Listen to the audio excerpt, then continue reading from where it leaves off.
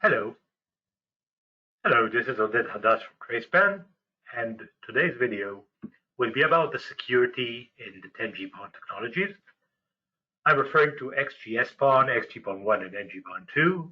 I will be using XGS-PON throughout this presentation, but I'm also referring to the other two technologies. What we'll be talking about are the security risks and how these technologies address them. So let's start with the first security risk. This is actually the same security risk which was also mentioned in the GPON technology. And for those of you who haven't watched our video transmission basics video, it's explained in detail there. The idea is that whatever the OLT sends in the downstream, all the ONUs or all the customers can see. And the risk is that a malicious user can connect to the ONU and actually sniff the traffic of all the customers.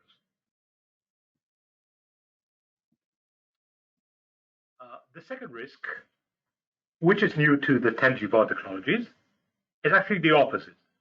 The malicious user would connect to an ONU and send packets in the upstream. And by doing this, it could impersonate a different ONU. In other words, perform a theft of service. The third risk is the same or a different malicious user would connect on the PON, somewhere on the PON, and be able to both sniff the traffic on the PON and inject or generate traffic back into the PON. And then the fourth one is similar to the previous three, but here they also added the element of recording the packets. So the user is recording the packets or the traffic from the PON, and then after some time, injects it back into the PON. So having seen these four risks, how does the standard propose to address them? So the first mechanism to address these risks is AES encryption. This is something which, as we explained in our GPON video, also exists in GPON, but there are some differences.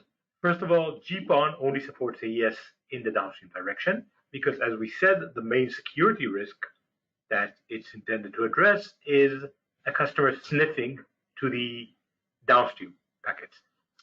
In XGS-PON, AES encryption can also be done in the upstream. It is optional, as in GPON.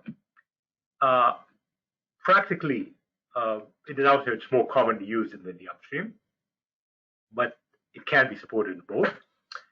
Another addition in XGS-PON is that it supports two encryption keys simultaneously. So for every packet, the side or the end that sends it can decide, now I'm using key number 1 or key number 2. And that's true for the OLT that's encrypting the downstream packets, and for an ONU that's encrypting the upstream packets. So this is the first mechanism, again, as in GPON, but enhanced in several directions. The second mechanism, which has several options in the 10G PON technologies, is authentication. There are actually three kinds of authentication that are defined: registration-based, OMCI-based secure mutual authentication, and IEEE 802.1x-based secure mutual authentication. The first two, or the first one, is different from the other ones because these two are mutual authentication. And let's explain the differences. If we talk about the registration-based authentication, this is an authentication-based mechanism that can authenticate the ONU to the OLT, but not vice versa. It's based on the registration ID, which is assigned to a subscriber at the management level. In other words, it may be hard-coded into an ONU and then has to be provisioned into the OLT, or some ONUs also allow the user to change it via some local terminal. It is very similar in nature to the password in GPON, which is also optional. The way it works is the ONU sends its registration ID. You can see an example here in hex and ASCII. The OLT tests or checks in its database whether this registration ID is defined. If it's defined, okay, this ONU is good to go. If it's not defined, then this ONU is rejected and doesn't get service. Now, the other set of authentication options are the secure mutual authentication options. They authenticate both the OLT to the ONU and the ONU to the OLT. In other words, each end tests that the other end is acceptable. This requires a pre-shared secret key, which is called PSK, to be known both to the OLT and the ONU. And the way it works, here we see an example of OMCI-based mutual authentication. There is an OMCI managed entity called Enhanced Security Control. And as we see here, there are various messages that are exchanged between the OLT and the ONU related to the Enhanced Security Control. And these determine, or these allow each end to authenticate the other end. Now, when we talk about secure mutual authentication, since there is a pre-shared key involved, it is typically used when the OLT and the ONU come from the same vendor, because the vendor can make sure that they know the pre-shared key. When involving different vendors, there must be some mechanism to transfer this pre-shared key from one vendor to another. This is not commonly done, and this is why it's typically used only when they are from the same vendor. The main downside of this is that it can cause interoperability issues. In other words, prevent third-party ONUs from connecting with the OLT. To prevent this, there are some service providers that refrain from using this mechanism.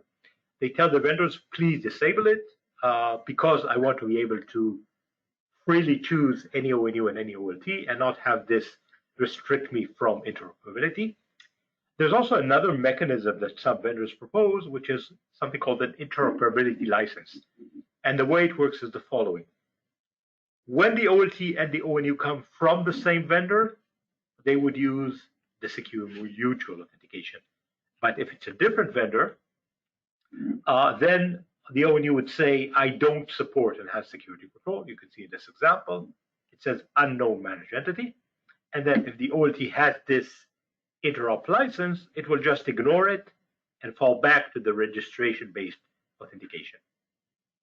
So bottom line, this adds more security, but it has the downside of causing interoperability issues, and that's why some service providers refrain from using it.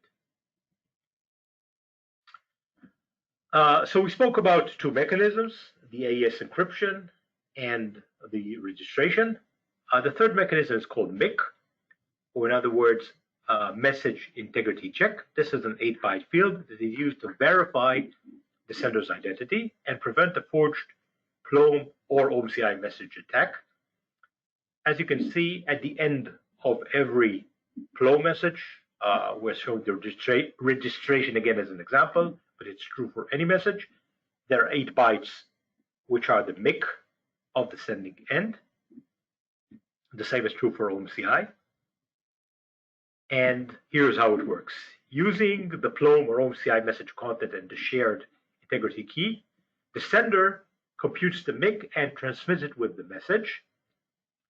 And using the same content and shared key, the receiver computes the MIC and compares it with the MIC value carried in the received message. Now, if the two MIC values are equal, then the message is valid. Otherwise, it is declared invalid and discarded. So these are the basic principles of security. If you want to learn more, you're welcome to go to the webinars on the TracePlan website. There are various webinars about this technology, and they have extended information.